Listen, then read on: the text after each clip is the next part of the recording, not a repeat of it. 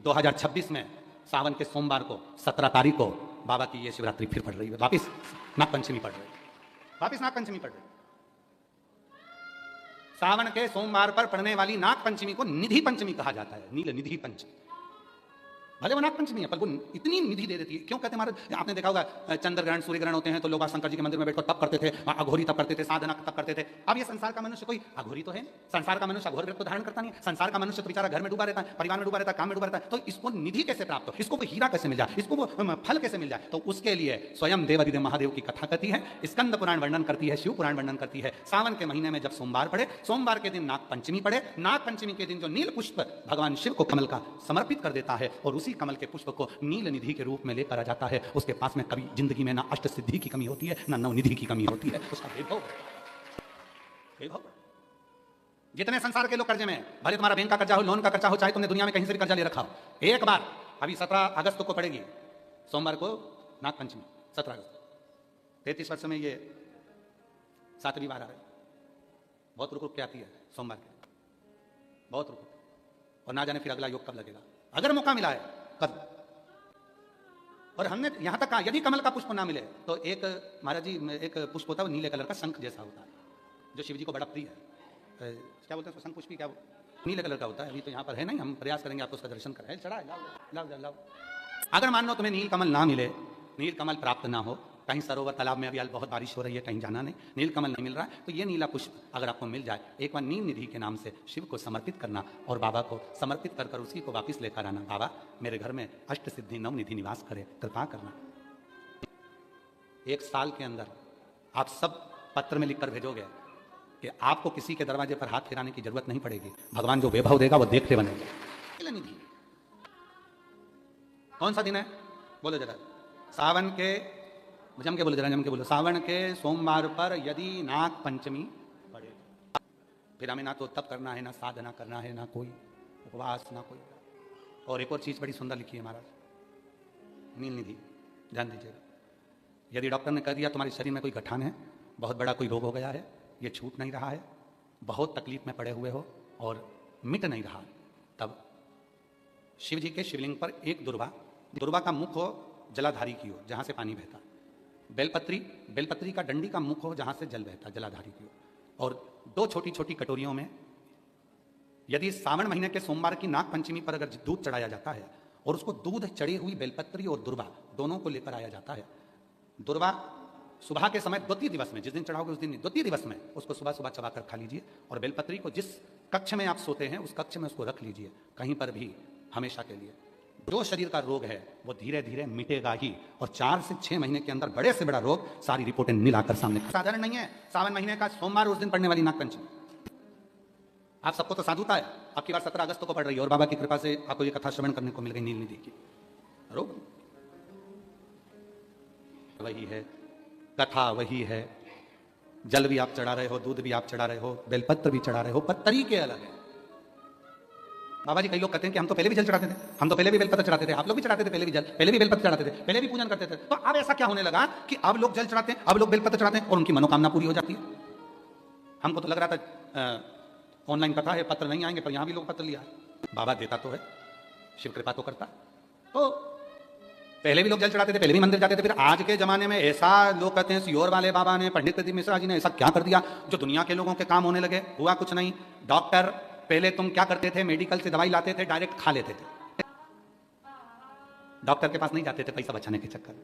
अब तुम क्या करते हो, डॉक्टर के पास जाते हो, वो दवाई लिखता है, तरीका बताता है, इस दवाई को खाली पेट लेना, इस दवाई को सुबह लेना, इस दवाई को शाम को लेना, इस दवाई को दूध के साथ लेना, इस दवाई को पानी के साथ लेना, आधे कप में लेना इतनी, और फिर इसकी वजह से हिला के उसको ले लेना। कौन बता रहा है, डॉक्टर। शिव महापुराण ने यही करा, सीहोर वाले बाबा ने यही करा। शिव कथा में बेलपत्री सब चढ़ाते थे, जल सब चढ़ाते थे, पर उसको चढ़ाने का जो तरीका है बस वो आपने अपनी जिंदगी में उतार लिया और उसका फल मिलना प्रारंभ। सावन महीने के सोमवार की पंचमी के दिन दुर्वा का मुख इधर रखना, कहाँ, जहां जलाधारी पानी जहां बहकर जाता है, शिव जी को चढ़ाया हुआ। बेलपत्री की डंडी का मुख उधर रखना जहां जल बहकर जाता है। क्यों, लिंग पुराण पढ़िए, और लिंग पुराण में आता है कि जब डंडी का मुख जलाधारी की ओर होता है और उस समय पर व्यक्ति जो सामग्री समर्पित करता है, जल समर्पित करता है, तो जैसे जल बहकर जाता है और राह में जल को जो भी अड़चन आती है वो निकलता चले जाता है। शिव जी के चढ़े हुए जल को जो मार्ग मिलता है, अगर डंडी का मुख जलाधारी की ओर कर हम जब जल या दूध चढ़ाते हैं तो हमारी जिंदगी के भी सारे रोग और दुख समाप्त होना प्रारंभ हो जाता है। तरीके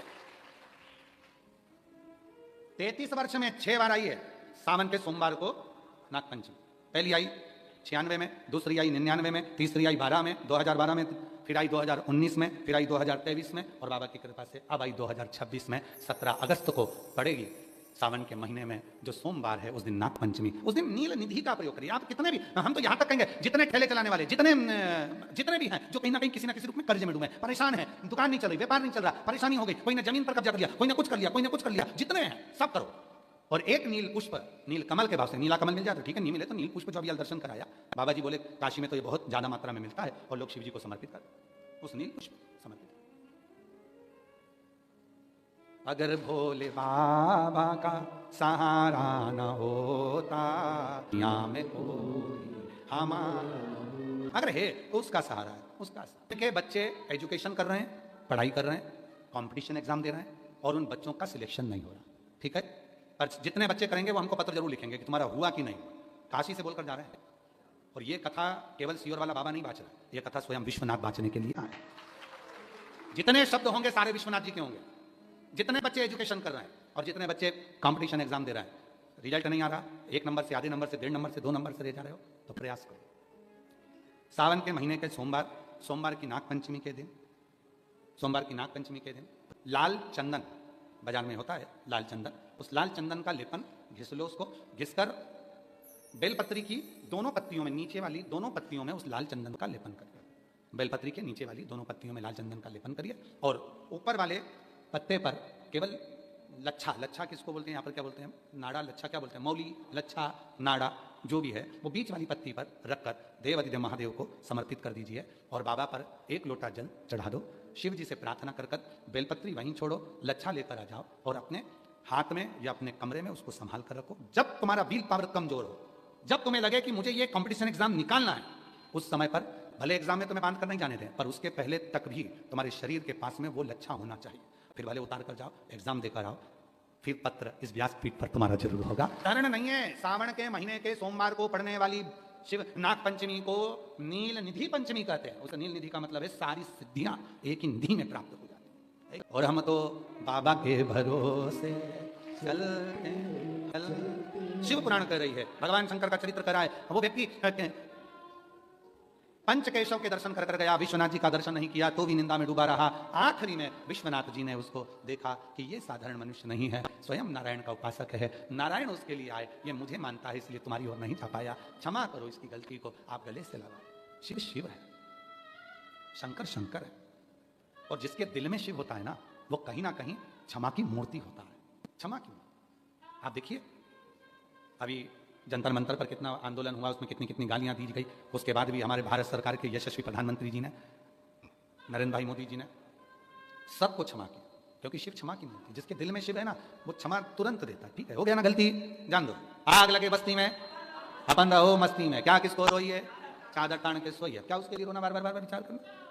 अपन तो शिव तत्व की ओर जाए, भगवान शंकर प्रार्थना करो, विनय करो। ये कथा जो काशी विश्वनाथ जी की पवित्र भूमि से ऑनलाइन चल रही है, 1 बजे से 4 बजे तक ये कथा चल रही है, ये बाबा की कृपा है, करुणा है। और शिव जी की कृपा से ये कथा 15 अगस्त को विराम हो जाएगी। 17 अगस्त को भिलाई जयंती स्टेडियम छत्तीसगढ़ में शिव महापुराण की कथा 1 बजे से 4 बजे तक आप और हम श्रवण करेंगे। 11 अगस्त को श्रावण की शिवरात्रि है, तो अपने अपने घरों में रहकर शाम को 7 बजे सभी पार्थिव शिवलिंग का पूजन ऑनलाइन करेंगे।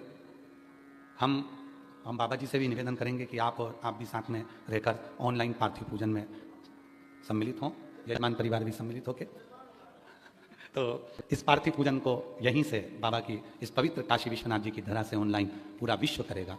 पिछली बार जो 8 से 9 करोड़ लोगों ने, शिव भक्तों ने, बाबा जी 8 से 9 करोड़ शिव भक्तों ने पार्थिव पूजन करा था।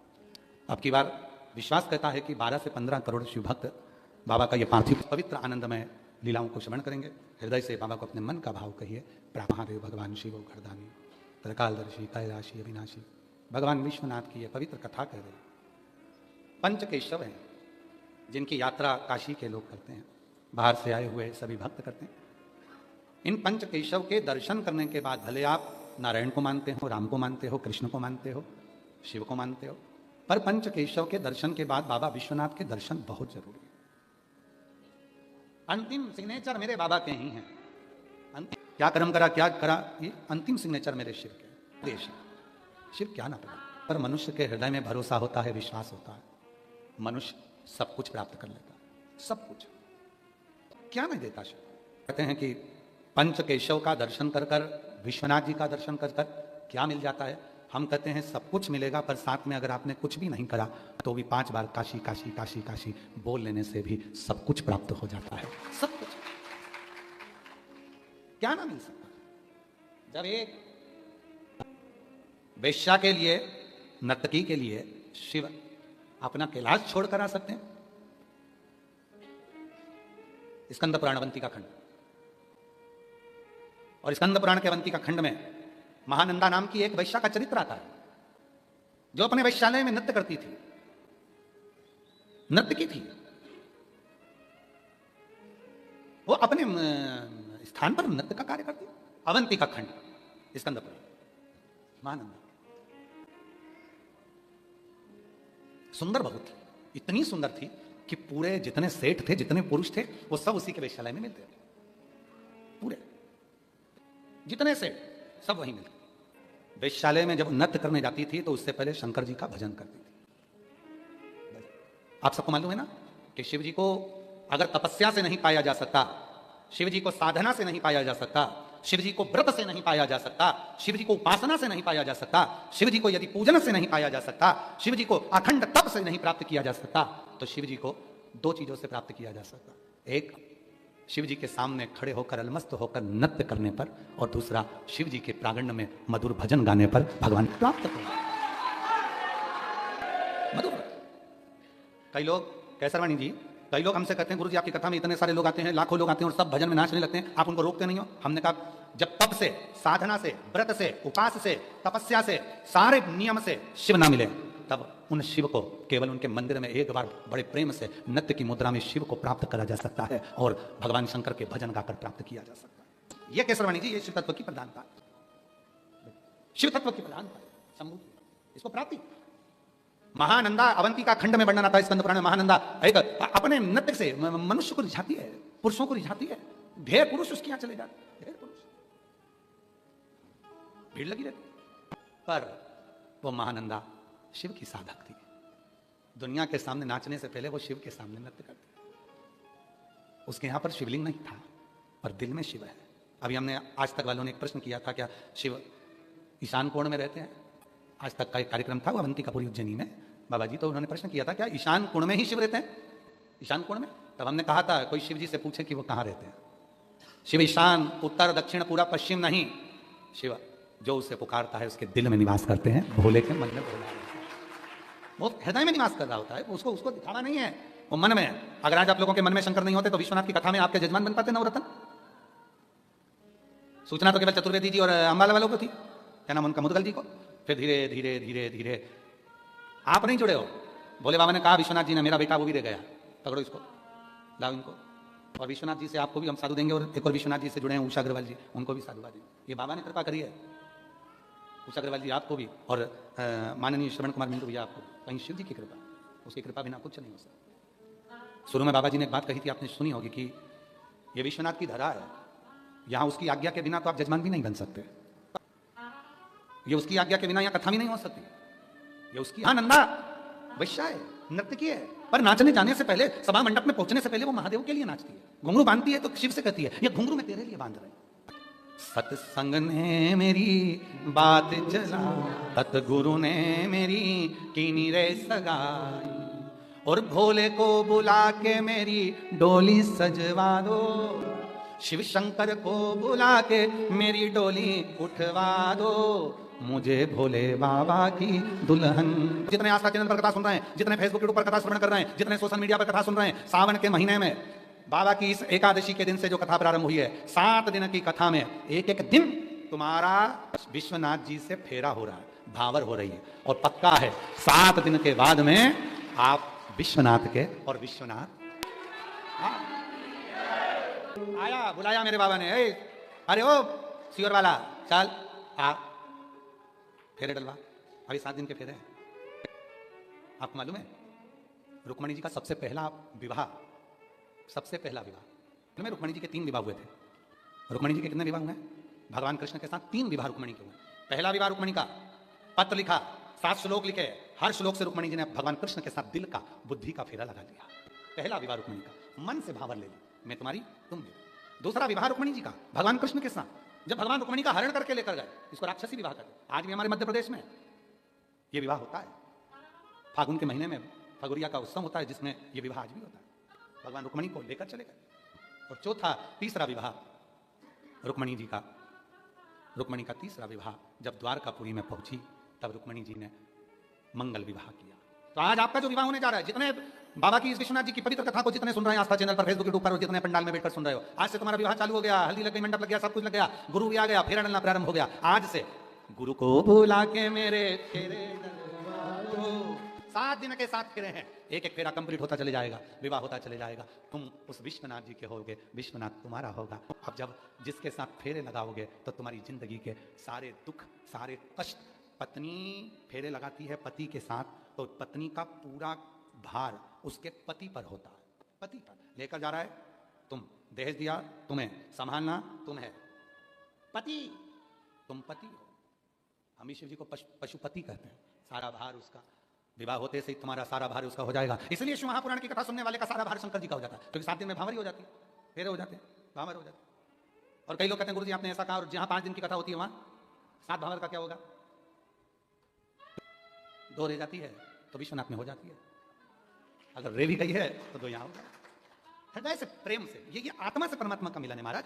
आत्मा से परमात्मा। लोग कहते हैं हम मंदिर में गए और दर्शन नहीं करने दिया, धक्का मार दिया। कई जगह पर आए दिन लोग सोशल मीडिया पर डालते रहते हैं, इतने सारे लोग देवघर जा रहे हैं, कावड़ का जल चढ़ा रहे हैं, लोग उन्हें धक्का मार दे रहे हैं, लोग विश्वनाथ आ रहे हैं, दर्शन कर रहे हैं, लोग धक्का मार दे रहे हैं, लोग अवंतिकापुरी जा रहे हैं, उज्जैनी दर्शन कर रहे हैं, धक्का मार दे रहे हैं। अरे भैया धन्यवाद देना विश्वनाथ जी को, धन्यवाद देना अवंतिकानाथ को, धन्यवाद देना देवघर वाले को, धन्यवाद देना सीहोर कुबेरेश्वर बाबा को कि धक्का भी लगा तो तुम्हारे दरवाजे से लगा।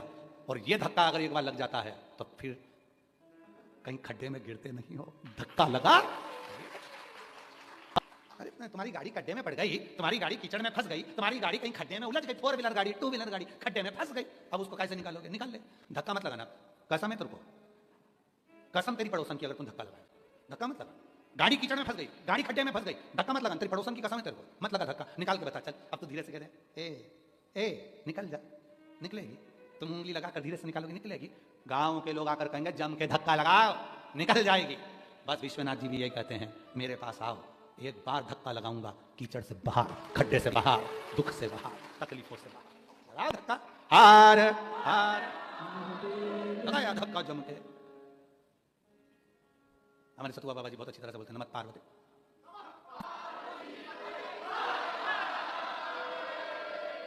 हार हार लग गया धक्का। बस ये गजब का धक्का है, बहुत बहुत।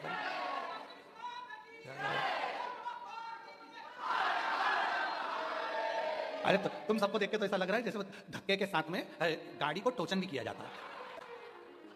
काय कैसे वाणी जी, सही है, गाड़ी को टोचन किया जाता है, बांध लिया जाता है। तो ये जो 2 चिल्लाए हैं ना, ये टोचन वाले ही निकाल बात धक्के शंभू।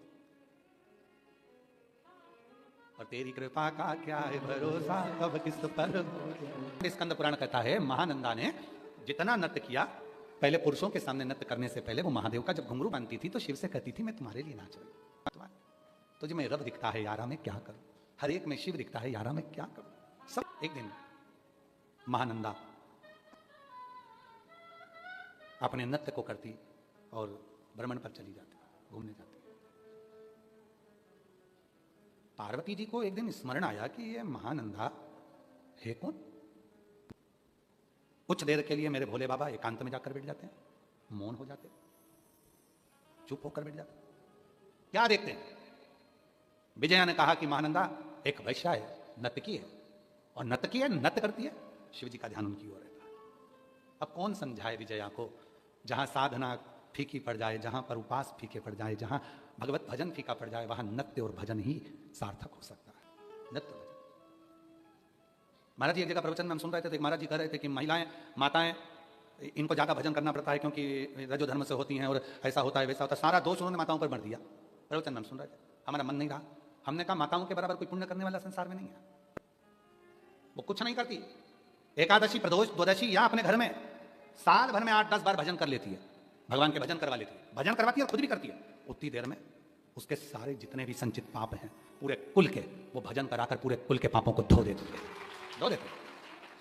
महाराज जी चतुर्वेदी जी बैठे हैं, इनकी बड़ी भाभी, अभी चतुर्वेदी जी आई नहीं है, वो बड़े वाले झांसी वाले, उनका थोड़ा स्वास्थ्य नरम गरम के कारण, उनकी बड़ी भाभी, ये भाभी की जेठानी और ये देवरानी, ये लोग एक साथ बैठती हैं तो एक ढोलक बजाती है और एक भजन गाती है। और ऐसे ही उनके बड़े भैया का, वो हारमोनियम बजाएंगे तो उनकी धर्मपत्नी ढोलक बजाएगी, उनका लड़का मंजीरा बजा के भजन गाता है, कीर्तन करते। देखकर खुशी होती है कि शिव को रिझाने का सबसे सुंदर तरीका है।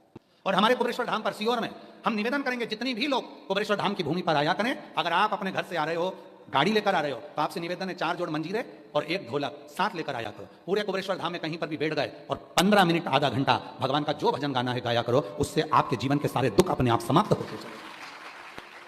पूरे कुबेरेश्वर धाम में कहीं पर भी बैठकर आप जब 4, 5, 8 महिलाएं आ रही हैं, 10 महिला आ रही हैं, 15 लोग आ रहे हैं, 20 लोग आ रहे हैं, अपना मंजीर अपने ढोलक लेके आओ, भजन करो, स्मरण करो, उससे दुख भी समाप्त हो। साधना का सबसे सुंदर तरीका, महानंदा शिव जी का ध्यान केंद्रित कर लेती। पार्वती को मालूम पड़ा, विजय ने कहा कि शिव जी का ध्यान तुम उस स्त्री पर है।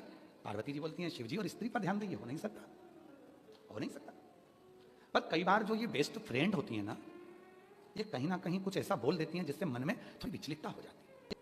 और हमारा निवेदन है, जितनी भी तुम बेस्ट फ्रेंड बैठी हो ना यहाँ पर, जितनी भी बेस्ट फ्रेंड बैठी हो, आप सबसे निवेदन है, कभी भी किसी भी रूप में निंदा को दूर करो। निंदा, हम जानते हैं, अभी हमने कथा में कहा था सीहोर की, कि भगवान से प्रार्थना करना, भोलेनाथ जी से प्रार्थना करना कि मेरी निंदा करने वाले, मुझे गाली देने वाले, मुझे आड़ा टेढ़ा करने वाले, मेरे को अपशब्द कहने वाले को बुखार भी ना आए।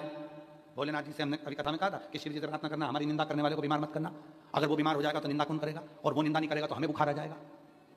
हमारे आधे रोग, आधा दुख तो निंदा वाले ही काट देते हैं।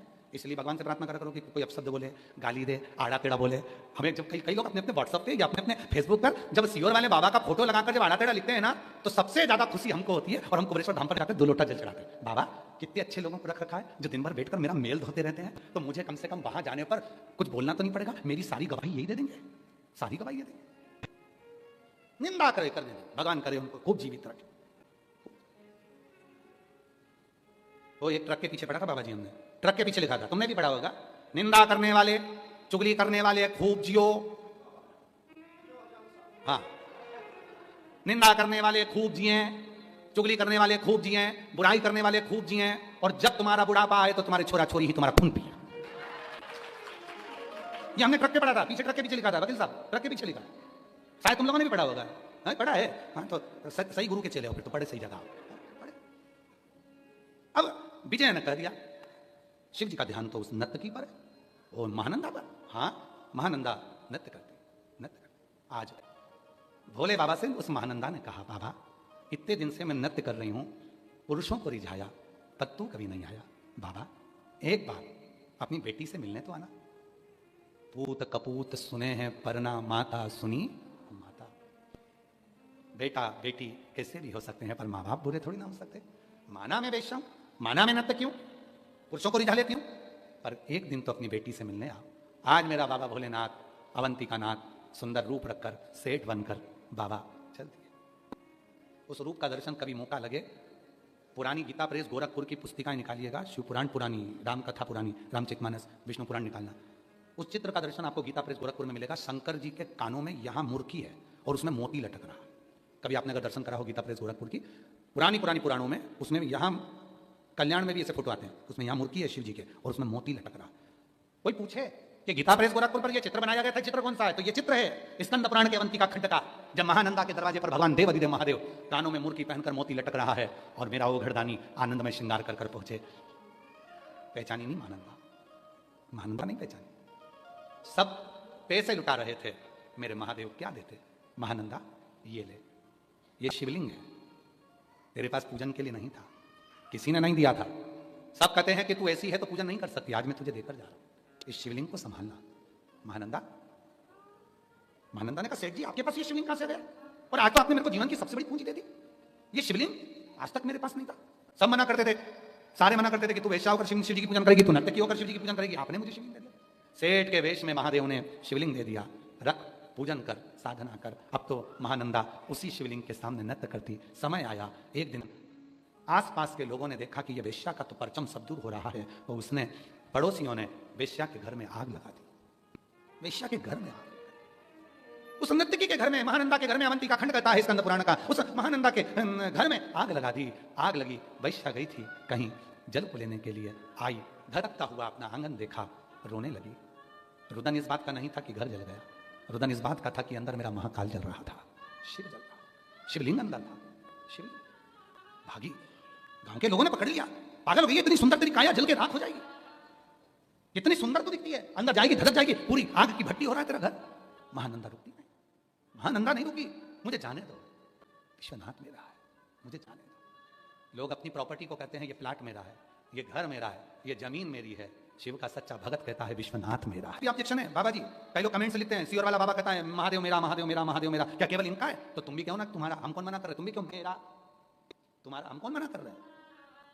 मेरा है और मेरा ही रहेगा। और आज भी विश्वनाथ की पवित्र धरा से लोग कहते हैं यहाँ मोक्ष की नगरी है।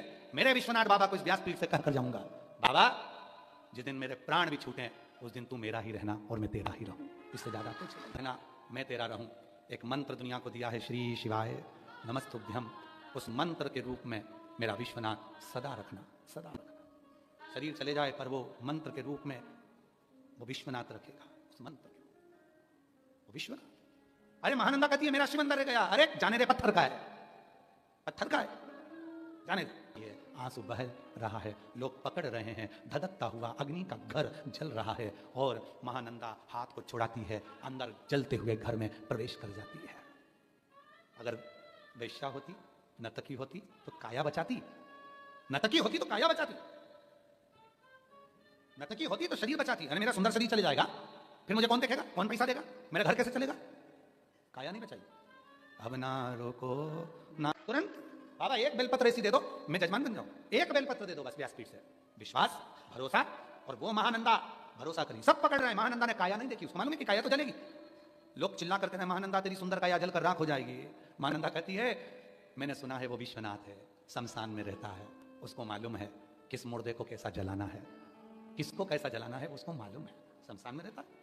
कल की बात हम बाबा जी से कर रहे थे कि हमको आना है, तो बाबा जी बोले अपन मणिकर्णिका पे बैठेंगे थोड़ी देर और वहाँ बैठकर खूब आनंद से शिव चर्चा करेंगे, मणिकर्णिका पे बैठकर अपन शिव चर्चा करेंगे। इतनी खुशी हुई कि जैसे मेरा महादेव खुद कह रहा है, आ मणिकर्णिका पर बैठकर मेरी ही चर्चा कर, मेरा ही भजन, मेरा ही भजन, मेरी चर्चा। काया नहीं देखी है महानंदा ने, अगर काया देखती तो रुक जाती है, शरीर देखती तो रुक जाती है, स्वरूप देखती तो रुक जाती है। गई महानंदा, पहुंची अंदर, शिवलिंग को उठाया, अपने आंचल से ढक लिया, पल्लू से, धधकती हुई ज्वाला ने महानंदा को अंदर ही जला दिया, अंदर ही। पूरा शरीर का खाल मांस भट्टी की तरह तब गया, जल गया, सब महानंदा पूरी जल गई, भस्म। महानंदा का एक पल्लू जिस पर उसने शिवलिंग को छुपाया था वो भी जल गया।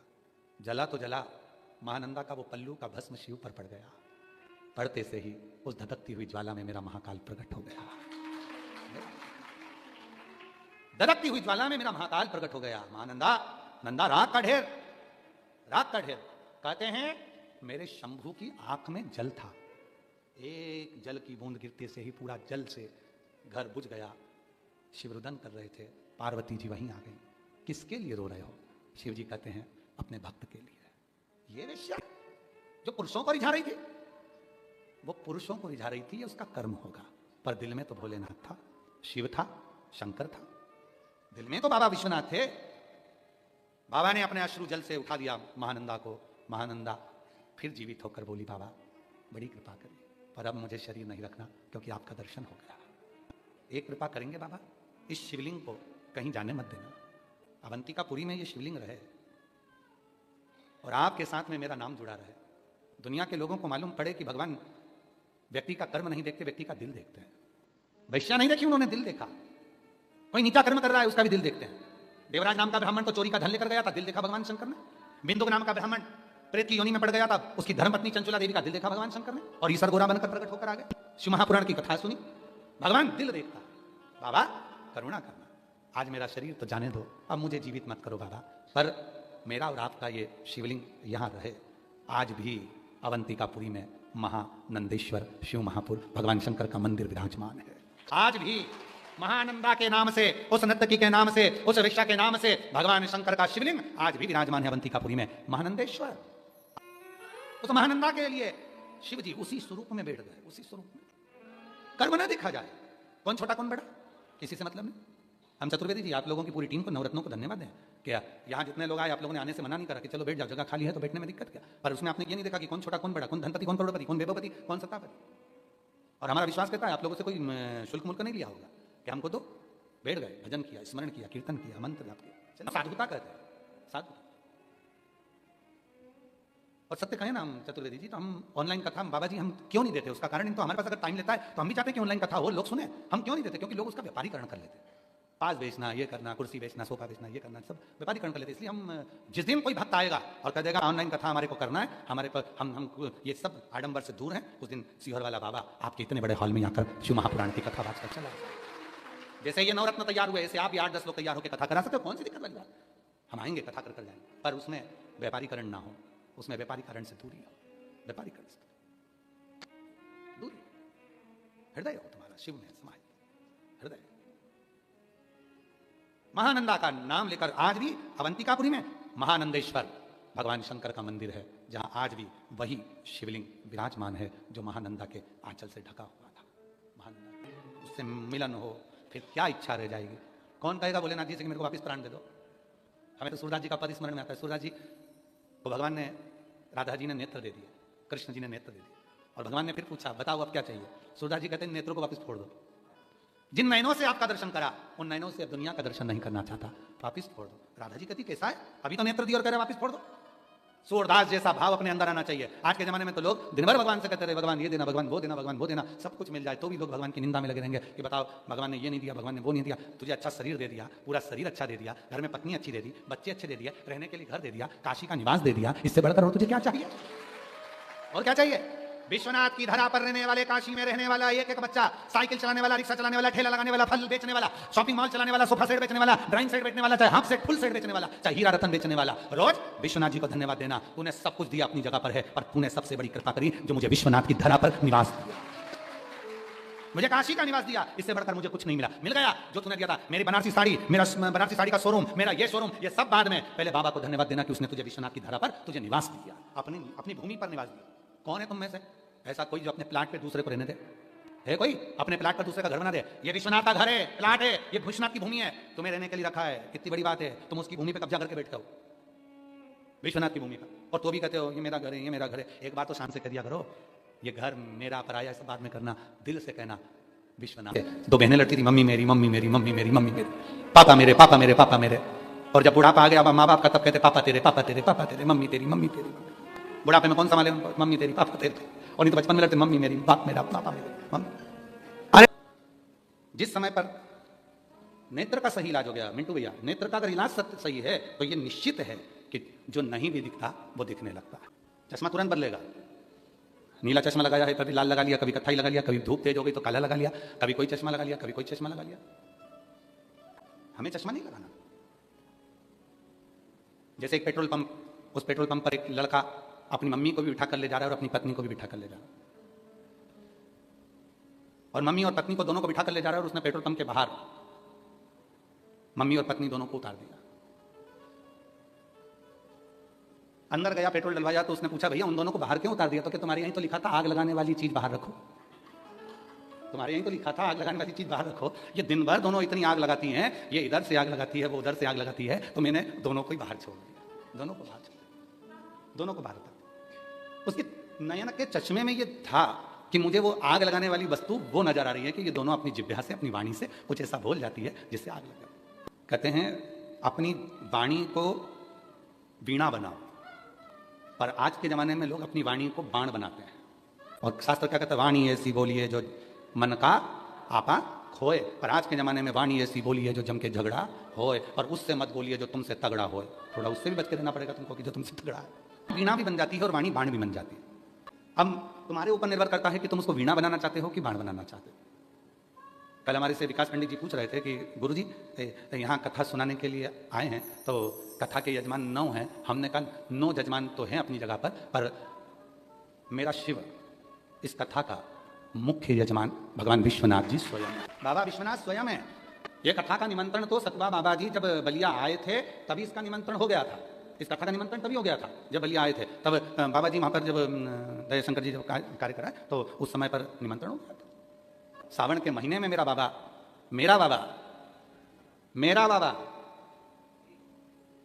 काशी विश्वनाथ मेरा बाबा, और इतनी दमदारी से तुमको भी कहना चाहिए मेरा बाबा।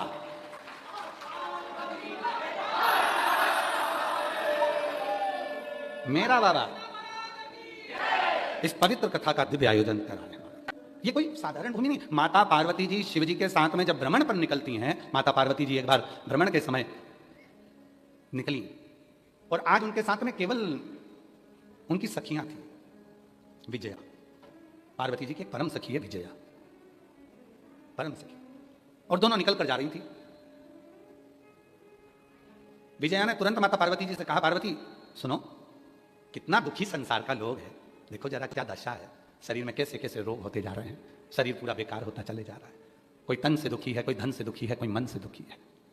विजया काशी की कथा को काशी के ही क्रम से प्रारंभ कर रहा है कि इस भूमि का प्रमाण क्या है, क्यों यहां आकर लोगों की समाधि लग जाती है, साधना में डूब जाते हैं, भक्ति में डूब जाते हैं। तो यहां स्टेशन से उतरने के बाद लोग अपने आप नशे में झूमते हुए चलते हैं। कोई टल्ला मार जाए तो जय विश्वनाथ, फिर इधर से मार गए तो जय विश्वनाथ, फिर इधर से मार गए जय विश्वनाथ। यहाँ लोग अपनी मस्ती में चलते हैं और कहीं बैठकर पान खाते, कहीं बैठकर चाट खाते, कहीं कुछ खाते और अपनी मस्ती में चले जाते हैं। इनको बिल्कुल नहीं लगता कि हमको कौन देख रहा है। कितना भी VIP आ जाए काशी में, उसे किसी से डर नहीं लगता। वो तो अपनी मस्ती में पान खा रहा है तो पान, चाट खा रहा है तो चाट। करोड़पति भी आकर यहाँ रोड पर चाट खाकर चले जाते हैं, क्योंकि उनको मालूम है केवल दुनिया में बाप का घर एक ही है और वो विश्वनाथ का।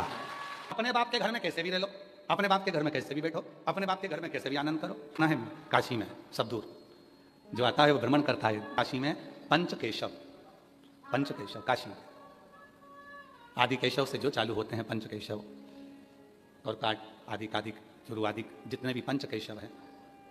एक बार एक साधक ने पंचकेशव का दर्शन किया और विश्वनाथ जी नहीं गया। बहुत विवाद था ये शिव संप्रदाय में और वैष्णव संप्रदाय में, बहुत विवाद रहा है। गया ही नहीं वो भगवान विश्वनाथ का दर्शन करने के। पंचकेशव का दर्शन कर लिया, पंचकेशव का दर्शन कर 5 केशव का दर्शन करने के बाद में, पंचकेशव का दर्शन करने के बाद में वो गया ही नहीं, पहुंचा ही नहीं। आदि केशव, ज्ञान केशव, चारु केशव,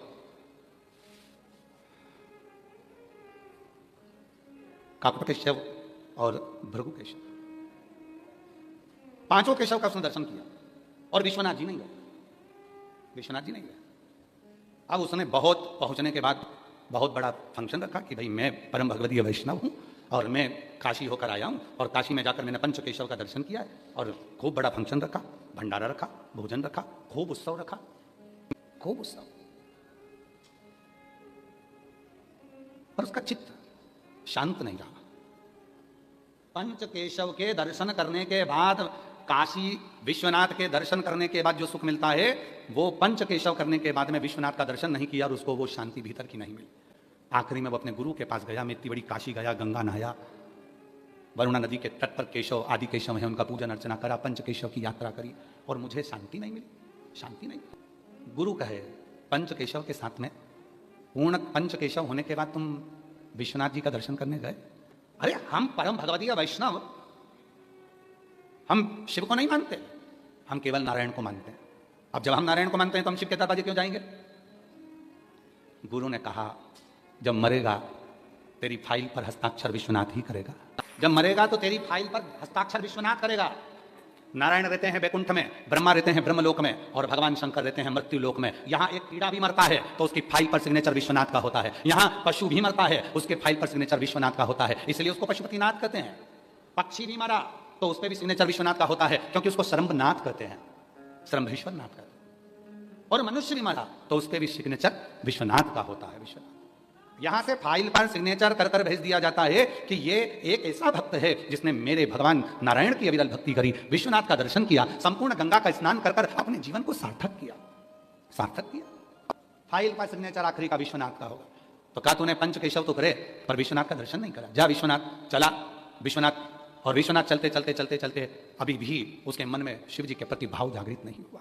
जितने भी शिव महापुराण के कथा के श्रोता हैं, जो यहाँ पर भी बैठकर कथा सुन रहे हैं, हॉल में जिन लोगों की परमिशन हो गई है और आप लोग आकर बैठे हुए हैं, तो हम लोग तो आपसे भी कहते हैं, आपका दिल लगे, आपका चित्त लगे, उतनी देर कथा में बैठना, वरना अपने अपने घर की ओर चले जाए। मन लगे उतनी देर बैठना।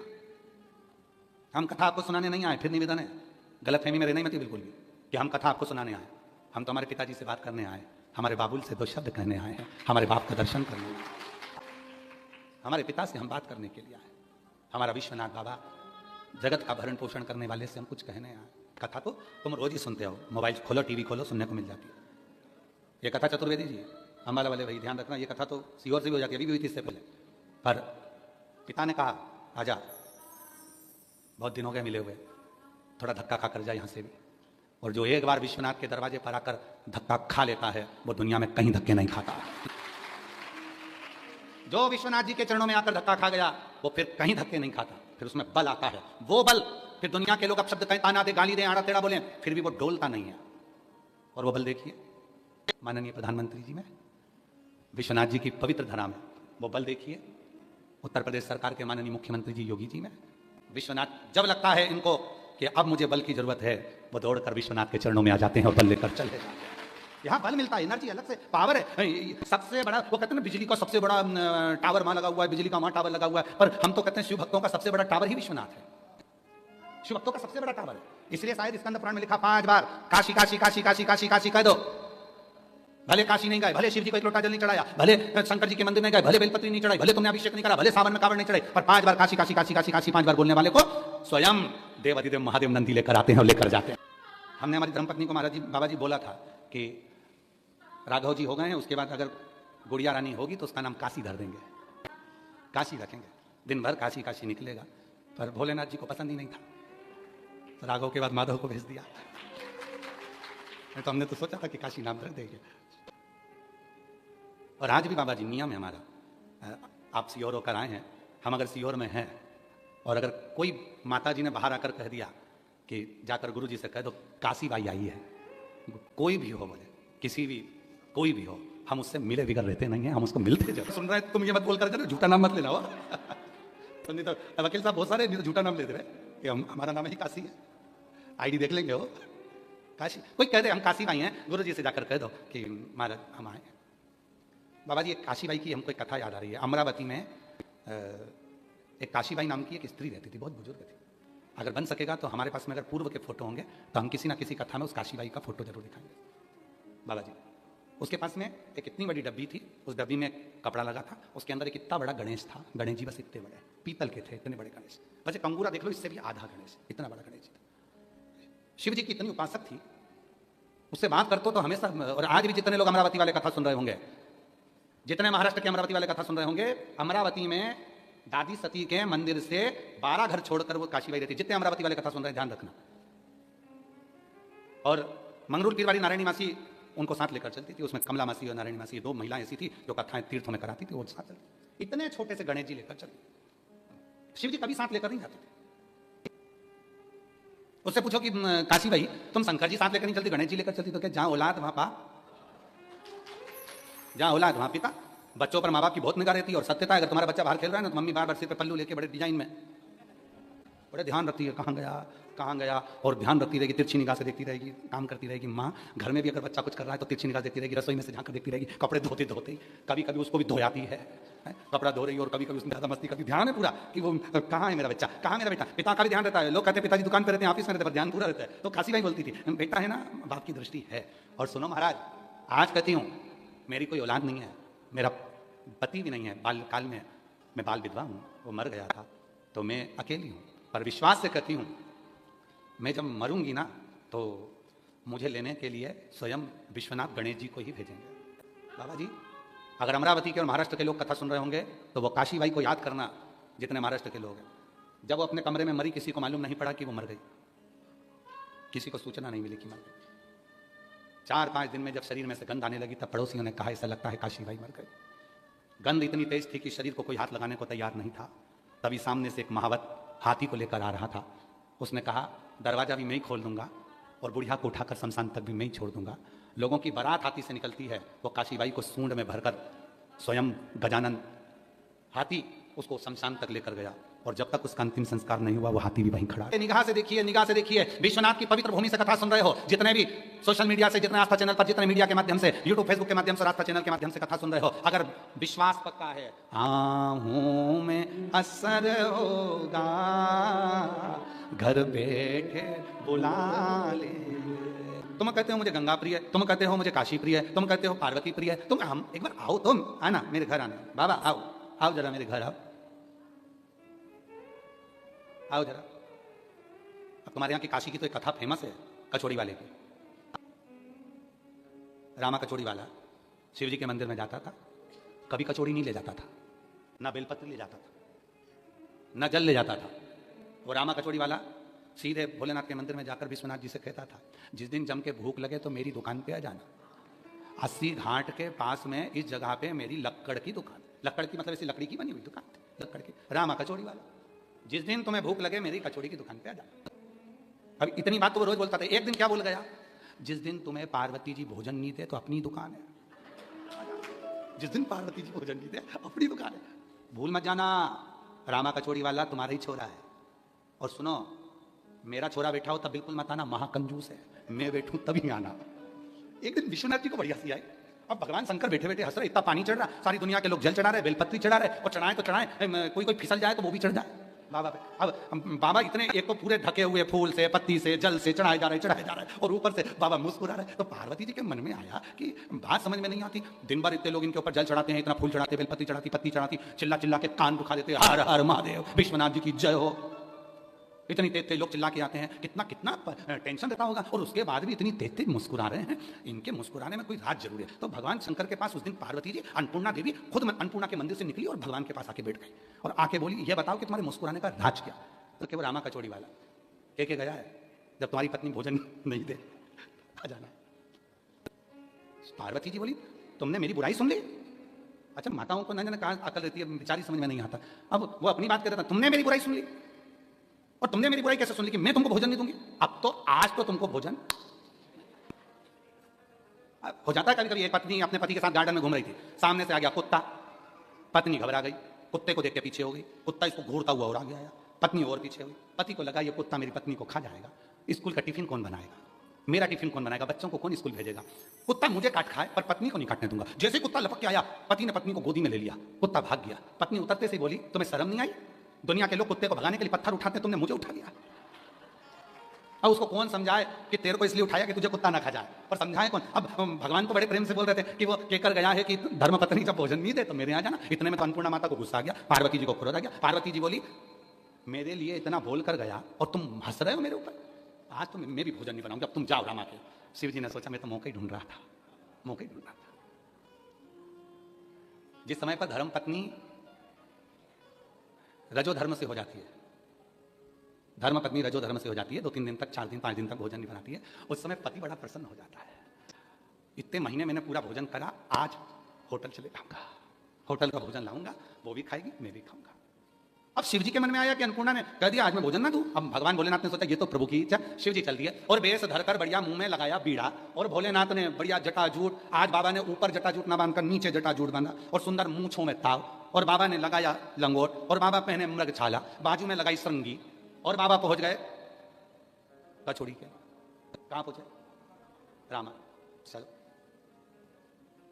बाबा बोले, भैया बहुत भूख लग रही है, भूख लग रही है, ठीक है खाओ।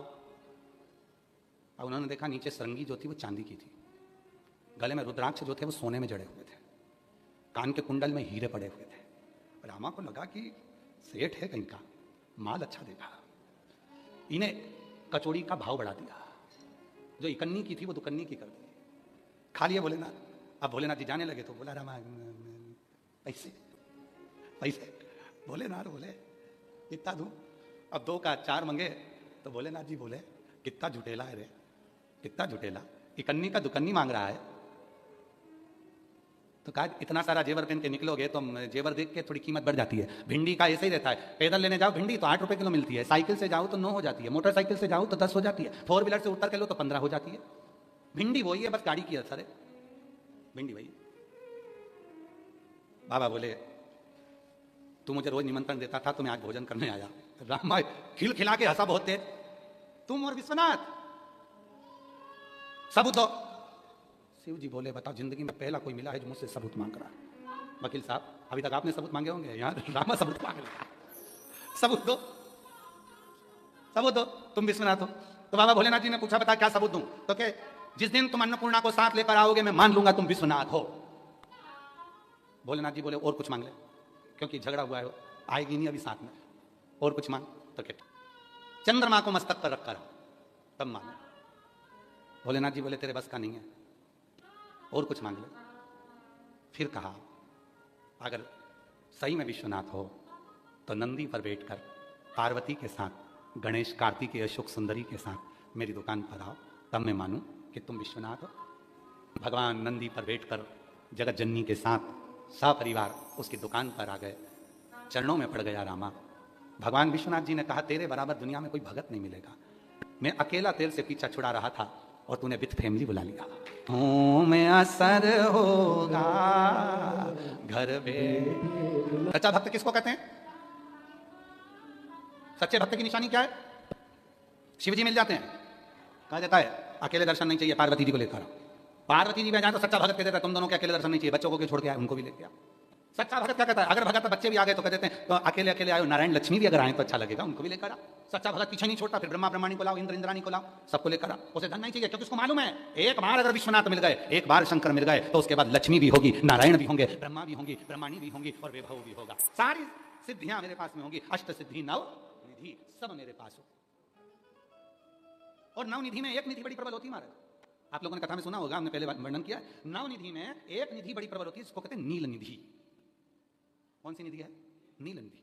महाराज दुनिया के लोग भगवान से कहते हैं भगवान हमको अष्ट सिद्धि नव निधि दे दो। हम कहते हैं कि नव निधि की जगह अगर आपने केवल नील निधि का मतलब होता है विश्वनाथ जी को, शंकर जी को, भोलेनाथ जी को, शंभुनाथ जी को अगर श्रावण के महीने में सोमवार पड़ जाए, श्रावण के महीने का सोमवार पड़े और श्रावण के महीने के सोमवार के दिन, श्रावण के महीने के सोमवार के दिन अगर नाग पंचमी पड़ जाती है और भगवान शंकर को एक कमल आता है श्वेत, एक कमल आता है नीला गुलाबी सा, हल्का सा नील वर्ण का, एक कमल हल्का सा नीला जैसा गुलाबी सा दिखता है, वो कमल यदि शिव जी को मात्र एक समर्पित कर दिया जाए, सावन के महीने के सोमवार को पड़ने वाली नाग पंचमी के दिन अगर वो नील निधि के नाम से, हे भोले बाबा आपके जीवन की सारी जितनी निधियां हैं वो नील निधि में समाहित है, और उस नील निधि के भाव से मैं ये कमल दल आपको दे रहा हूं और बाबा को समर्पित कर वो कमल दल भगवान शंकर के मंदिर से लेकर आ जाओ, जिंदगी में कभी भूखे नहीं रहना पड़ेगा, सारी निधियां तुम्हारे पास में होगी, सारी सिद्धियां तुम्हारे पास।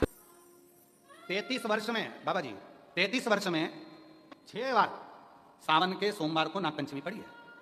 33 वर्ष, एक पड़ी थी 96 में, एक पड़ी थी 99 में, एक पड़ी थी 2012 में, एक पड़ी थी 2019 में, एक पड़ी थी 2023 में, और अब इस वर्ष भी 2026 में सावन के सोमवार को 17 तारीख को बाबा की ये शिवरात्रि फिर पड़ रही है, वापिस नागपंचमी पड़ रही है, वापिस नागपंचमी पड़ रही है।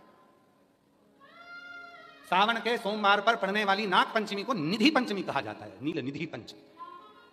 भले वो नाग पंचमी है पर वो इतनी निधि दे देती है। क्यों कहते हैं महाराज? आपने देखा होगा चंद्र ग्रहण सूर्य ग्रहण होते हैं तो लोग शंकर जी के मंदिर में बैठकर तप करते थे, अघोरी तप करते थे, साधना तप करते थे। अब ये संसार का मनुष्य कोई अघोरी तो है, संसार का मनुष्य अघोर व्रत तो धारण करता नहीं है, संसार का मनुष्य तो बेचारा घर में डूबा रहता है, परिवार में डूबा रहता है, काम में डूबा रहता है, तो इसको निधि कैसे प्राप्त हो, इसको हीरा कैसे मिल जाए, इसको वो फल कैसे मिल जाए? तो उसके लिए स्वयं देवादिदेव महादेव की कथा कहती है, स्कंद पुराण वर्णन करती है, शिव पुराण वर्णन करती है। सावन के महीने में जब सोमवार पड़े, सोमवार के दिन नाग पंचमी पड़े, नाग पंचमी के दिन जो नील पुष्प भगवान शिव को कमल का समर्पित कर देता है और उसी कमल के पुष्प को नील निधि के रूप में लेकर आ जाता है, उसके पास में कभी जिंदगी में ना अष्ट सिद्धि की कमी होती है ना नव निधि की कमी होती है, उसका वैभव। जितने संसार के लोग कर्जे में, भले तुम्हारा बैंक का कर्जा हो, लोन का कर्जा हो, चाहे तुमने दुनिया में कहीं से भी कर्जा ले रखा हो, एक बार अभी 17 अगस्त को पड़ेगी, सोमवार को नाग पंचमी 17 अगस्त, 33 वर्ष में ये 7वीं बार आ रही, बहुत रुक रुक के आती है सोमवार के, बहुत रुक, और ना जाने फिर अगला योग कब लगेगा। अगर मौका मिला है कर। और हमने यहां तक कहा यदि कमल का पुष्प ना मिले तो एक महाराज जी एक पुष्प होता है वो नीले कलर का शंख जैसा होता है, जो शिव जी को बड़ा प्रिय है, क्या बोलते हैं उसको, शंख पुष्पी, क्या नीले कलर का होता है। अभी तो यहाँ पर है नहीं, हम प्रयास करेंगे आपको उसका दर्शन कराएं। चढ़ा है, लाओ। अगर मान लो तुम्हें नील कमल ना मिले, नील कमल प्राप्त ना हो, कहीं सरोवर तालाब में अभी बहुत बारिश हो रही है, कहीं जाना नहीं, नील कमल नहीं मिल रहा है, तो ये नीला पुष्प अगर आपको मिल जाए, एक बार नील निधि के नाम से शिव को समर्पित करना और बाबा को समर्पित कर उसी को वापस लेकर आना। बाबा मेरे घर में अष्ट सिद्धि नव निधि निवास करे, कृपा करना। 1 साल के अंदर आप सब पत्र में लिखकर भेजोगे कि आपको किसी के दरवाजे पर हाथ फिराने की जरूरत नहीं पड़ेगी, भगवान जो वैभव देगा वो देखते बनेगा। निधि कौन सा दिन है बोलो जरा? सावन के, जम के बोलो जरा, जम के बोलो। सावन के सोमवार पर यदि नाग पंचमी पड़े, फिर हमें ना तो तप करना है, ना साधना करना है, ना कोई उपवास, ना कोई। और एक और चीज बड़ी सुंदर लिखी है महाराज, नील निधि, ध्यान दीजिएगा। यदि डॉक्टर ने कह दिया तुम्हारे शरीर में कोई गठान है, बहुत बड़ा कोई रोग हो गया है, ये छूट नहीं रहा है, बहुत तकलीफ में पड़े हुए हो और मिट नहीं रहा, तब शिव जी के शिवलिंग पर एक दुर्वा का मुख हो जलाधारी की ओर जहां से पानी बहता, बेलपत्री का डंडी का मुख हो जहां से जल बहता जलाधारी की ओर, और दो छोटी छोटी कटोरियों में यदि सावन महीने के सोमवार की नाग पंचमी पर अगर दूध चढ़ाया जाता है और उसको दूध चढ़ी हुई बेलपत्री और दुर्वा दोनों को लेकर आया जाता है, दुर्वा सुबह के समय द्वितीय दिवस में, जिस दिन चढ़ाओगे उस दिन द्वितीय दिवस में उसको सुबह सुबह चबाकर खा लीजिए, और बेलपत्री को जिस कक्ष में आप सोते हैं उस कक्ष में उसको रख लीजिए कहीं पर भी, हमेशा के लिए। जो शरीर का रोग है वो धीरे धीरे मिटेगा ही, और 4 से 6 महीने के अंदर बड़े से बड़ा रोग सारी रिपोर्टें मिलाकर सामने। साधारण नहीं है सावन महीने का सोमवार उस दिन पड़ने वाली नाग पंचमी। आप सबको तो साधुता है, आपकी बार 17 अगस्त को पड़ रही है और बाबा की कृपा से आपको ये कथा श्रवण करने को मिल गई नील निधि की। रोग वही है, कथा वही है, जल भी आप चढ़ा रहे हो, दूध भी आप चढ़ा रहे हो, बेलपत्र भी चढ़ा रहे हो, पर तरीके अलग है। बाबा जी कई लोग कहते हैं कि हम तो पहले भी जल चढ़ाते थे, हम तो पहले भी बेलपत्र चढ़ाते थे, आप लोग भी चढ़ाते थे पहले भी जल, पहले भी बेलपत्र चढ़ाते थे, पहले भी पूजन करते थे, तो अब ऐसा क्या होने लगा कि अब लोग जल चढ़ाते हैं, अब लोग बेलपत्र चढ़ाते हैं और उनकी मनोकामना पूरी हो जाती है? हमको तो लग रहा था ऑनलाइन कथा है, पत्र नहीं आएंगे, पर यहां भी लोग पत्र लिया है। बाबा देता तो है, शिव कृपा तो करता। तो पहले भी लोग जल चढ़ाते थे, पहले भी मंदिर जाते थे, फिर आज के जमाने में ऐसा लोग कहते हैं सियोर वाले बाबा ने, पंडित प्रदीप मिश्रा जी ने ऐसा क्या कर दिया जो दुनिया के लोगों के काम होने लगे? हुआ कुछ नहीं। डॉक्टर पहले तुम क्या करते थे, मेडिकल से दवाई लाते थे, डायरेक्ट खा लेते थे, डॉक्टर के पास नहीं जाते थे पैसा बचाने के चक्कर। अब तुम क्या करते हो, डॉक्टर के पास जाते हो, वो दवाई लिखता है, तरीका बताता है, इस दवाई को खाली पेट लेना, इस दवाई को सुबह लेना, इस दवाई को शाम को लेना, इस दवाई को दूध के साथ लेना, इस दवाई को पानी के साथ लेना, आधे कप में लेना इतनी, और फिर इसकी वजह से हिलाकर उसको ले लेना। कौन बता रहा है? डॉक्टर। शिव महापुराण ने यही करा, सीहोर वाले बाबा ने यही करा। शिव कथा में बेलपत्री सब चढ़ाते थे, जल सब चढ़ाते थे, पर उसको चढ़ाने का जो तरीका है बस वो आपने अपनी जिंदगी में उतार लिया और उसका फल मिलना प्रारंभ। सावन महीने के सोमवार की पंचमी के दिन दुर्वा का मुख इधर रखना, कहां? जहां जलाधारी पानी जहां बहकर जाता है, शिव जी को चढ़ाया हुआ। बेलपत्री की डंडी का मुख उधर रखना जहां जल बहकर जाता है। क्यों? लिंग पुराण पढ़ी है, और लिंग पुराण में आता है कि जब डंडी का मुख जलाधारी की ओर होता है और उस समय पर व्यक्ति जो सामग्री समर्पित करता है, जल समर्पित करता है, तो जैसे जल बहकर जाता है और राह में जल को जो भी अड़चन आती है वो निकलता चले जाता है। शिव जी के चढ़े हुए जल को जो मार्ग मिलता है, अगर डंडी का मुख जलाधारी की ओर कर हम जब जल या दूध चढ़ाते हैं तो हमारी जिंदगी के भी सारे रोग और दुख समाप्त होना प्रारंभ हो जाए। 33 वर्ष में 6 बार आई है सावन के सोमवार को नागपंचमी। पहली आई 96 में, दूसरी आई 99 में, तीसरी आई 12 में, 2012 में, फिर आई 2019 में, फिर आई 2023 में, और बाबा की कृपा से अब आई 2026 में 17 अगस्त को पड़ेगी। सावन के महीने में जो सोमवार है उस दिन नागपंचमी, उस दिन नील निधि का प्रयोग करिए। आप कितने भी, हम तो यहां तक कहेंगे जितने ठेले चलाने वाले, जितने भी हैं जो कहीं ना कहीं किसी ना किसी रूप में कर्ज में डूबे, परेशान है, दुकान नहीं चल रही, व्यापार नहीं चल रहा, परेशानी हो गई, कोई ने जमीन पर कब्जा कर लिया, कोई ने कुछ कर लिया, कोई ने कुछ कर लिया, जितने हैं सब करो, और एक नील पुष्प, नील कमल के भाव से, नीला कमल मिल जाता ठीक है, नहीं मिले तो नील पुष्प जो अभी दर्शन कराया बाबा जी बोले काशी में तो ये बहुत ज्यादा मात्रा में मिलता है और लोग शिव जी को समर्पित करते, उस नील पुष्प समर्पित। अगर भोले बाबा का सहारा न होता यहाँ में कोई हमारा, अगर है तो उसका सहारा है, उसका सहारा। के बच्चे एजुकेशन कर रहे हैं, पढ़ाई कर रहे हैं, कंपटीशन एग्जाम दे रहे हैं, और उन बच्चों का सिलेक्शन नहीं हो रहा, ठीक है, पर जितने बच्चे करेंगे वो हमको पत्र जरूर लिखेंगे कि तुम्हारा हुआ कि नहीं। काशी से बोलकर जा रहे हैं, और ये कथा केवल सीहोर वाला बाबा नहीं बाँच रहा, ये कथा स्वयं विश्वनाथ बाँचने के लिए आए। जितने शब्द होंगे सारे विश्वनाथ जी के होंगे। जितने बच्चे एजुकेशन कर रहे हैं और जितने बच्चे कंपटीशन एग्जाम दे रहे हैं, रिजल्ट नहीं आ रहा, 1 नंबर से, आधे नंबर से, 1.5 नंबर से, 2 नंबर से रह जा रहे हो, तो प्रयास करो। सावन के महीने के सोमवार की नागपंचमी के दिन, सोमवार की नागपंचमी के दिन लाल चंदन बाजार में होता है, लाल चंदन, उस लाल चंदन का लेपन घिस लो, उसको घिसकर बेलपत्री की दोनों पत्तियों में, नीचे वाली दोनों पत्तियों में उस लाल चंदन का लेपन कर, बेलपत्री के नीचे वाली दोनों पत्तियों में लाल चंदन का लेपन करिए और ऊपर वाले पत्ते पर केवल लच्छा, लच्छा किसको बोलते हैं यहाँ पर, क्या बोलते हैं, नाड़ा, लच्छा क्या बोलते हैं, मौली, लच्छा, नाड़ा जो भी है वो बीच वाली पत्ती पर रखकर देव अधिदेव महादेव को समर्पित कर दीजिए और बाबा पर एक लोटा जल चढ़ा दो। शिव जी से प्रार्थना कर कर बेलपत्री वहीं छोड़ो, लच्छा लेकर आ जाओ और अपने हाथ में या अपने कमरे में उसको संभाल कर रखो। जब तुम्हारा विल पावर कमजोर हो, जब तुम्हें लगे कि मुझे ये कंपटीशन एग्जाम निकालना है, उस समय पर भले एग्जाम में तुम्हें बांध कर नहीं जाने दें, पर उसके पहले तक भी तुम्हारे शरीर के पास में वो लच्छा होना चाहिए। फिर भले उतार कर जाओ, एग्जाम देकर आओ, फिर पत्र इस व्यासपीठ पर तुम्हारा जरूर होगा। धारण नहीं है, सावन के महीने के सोमवार को पढ़ने वाली शिव नाग पंचमी को नील निधि पंचमी कहते हैं। उस नील निधि का मतलब है सारी सिद्धियां एक ही निधि में प्राप्त हो जाती हैं। और हम तो बाबा के भरोसे चलते हैं। शिव पुराण कह रही है, भगवान शंकर का चरित्र कराए। वो व्यक्ति पंच केशव के दर्शन कर कर गया, विश्वनाथ जी का दर्शन नहीं किया तो भी निंदा में डूबा रहा। आखिरी में विश्वनाथ जी ने उसको देखा कि ये साधारण मनुष्य नहीं है, स्वयं नारायण का उपासक है, नारायण उसके लिए आए, ये मुझे मानता है इसलिए तुम्हारी ओर नहीं जा पाया, क्षमा करो इसकी गलती को, आप गले से लगाओ। शिव शिव है, शंकर शंकर है, और जिसके दिल में शिव होता है ना, वो कहीं ना कहीं क्षमा की मूर्ति होता है। क्षमा की, आप देखिए अभी जंतर मंतर पर कितना आंदोलन हुआ, उसमें कितनी कितनी गालियां दी गई, उसके बाद भी हमारे भारत सरकार के यशस्वी प्रधानमंत्री जी ने, नरेंद्र भाई मोदी जी ने सबको क्षमा किया, क्योंकि शिव क्षमा की मूर्ति। जिसके दिल में शिव है ना, वो क्षमा तुरंत देता है। ठीक है, हो गया ना गलती, जान दो, आग लगे बस्ती में अपन रहो मस्ती में, क्या किसको रोई है, चादर तान के सोई है, क्या उसके लिए रोना, बार बार बार बार विचार करना। अपन तो शिव तत्व की ओर जाए, भगवान शंकर प्रार्थना करो, विनय करो।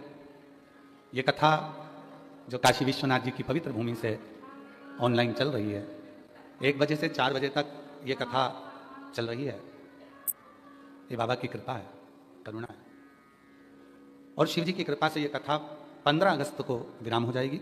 17 अगस्त को भिलाई जयंती स्टेडियम छत्तीसगढ़ में शिव महापुराण की कथा 1 बजे से 4 बजे तक आप और हम श्रवण करेंगे। 11 अगस्त को श्रावण की शिवरात्रि है, तो अपने अपने घरों में रहकर शाम को 7 बजे सभी पार्थिव शिवलिंग का पूजन ऑनलाइन करेंगे। हम बाबा जी से भी निवेदन करेंगे कि आप और आप भी साथ में रहकर ऑनलाइन पार्थिव पूजन में सम्मिलित हों, यजमान परिवार भी सम्मिलित होके।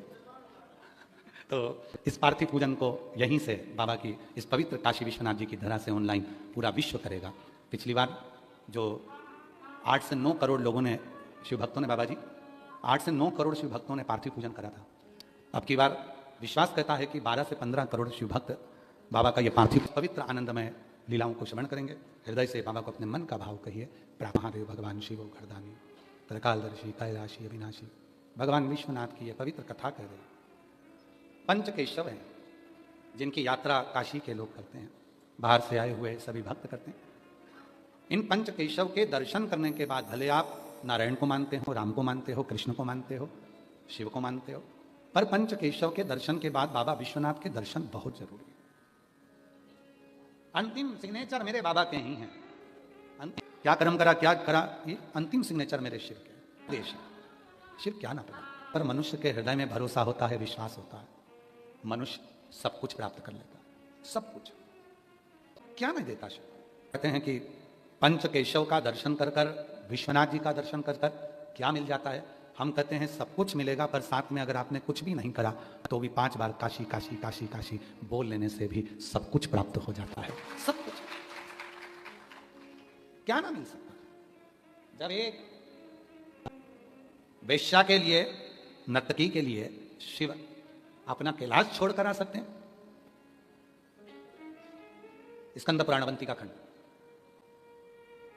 और स्कंद पुराण के अवंती का खंड में महानंदा नाम की एक वैश्या का चरित्र आता है, जो अपने वैश्यालय में नृत्य करती थी, नृत्य की थी।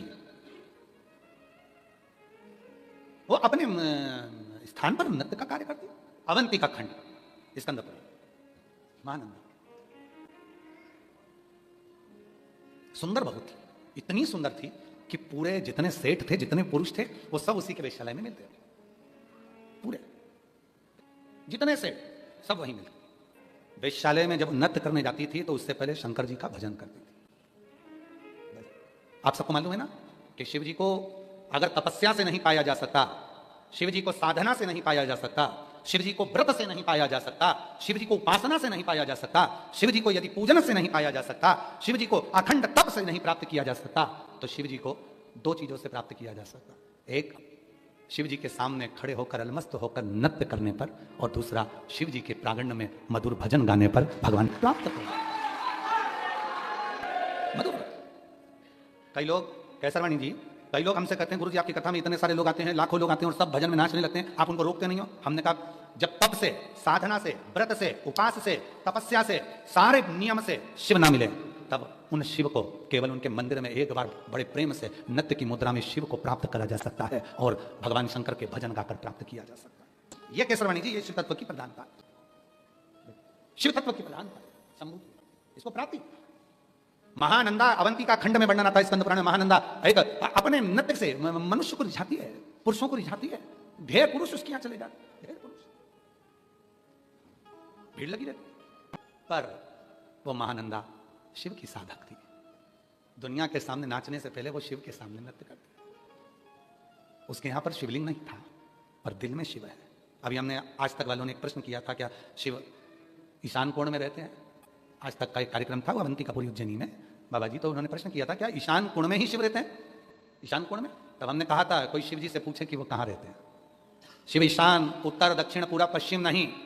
शिव जो उसे पुकारता है उसके दिल में निवास करते हैं, भोले के मन में भोला, वो हृदय में निवास कर रहा होता है, उसको दिखाना नहीं है, वो मन में है। अगर आज आप लोगों के मन में शंकर नहीं होते तो विश्वनाथ की कथा में आपके जजमान बन पाते नवरत्न? सूचना तो केवल चतुर्वेदी जी और अंबाला वालों को थी, क्या नाम उनका, मुदगल जी को। फिर धीरे धीरे धीरे धीरे आप नहीं जुड़े हो। भोले बाबा ने कहा विश्वनाथ जी ने, मेरा बेटा वो भी रह गया, पकड़ो इसको, लाओ इनको।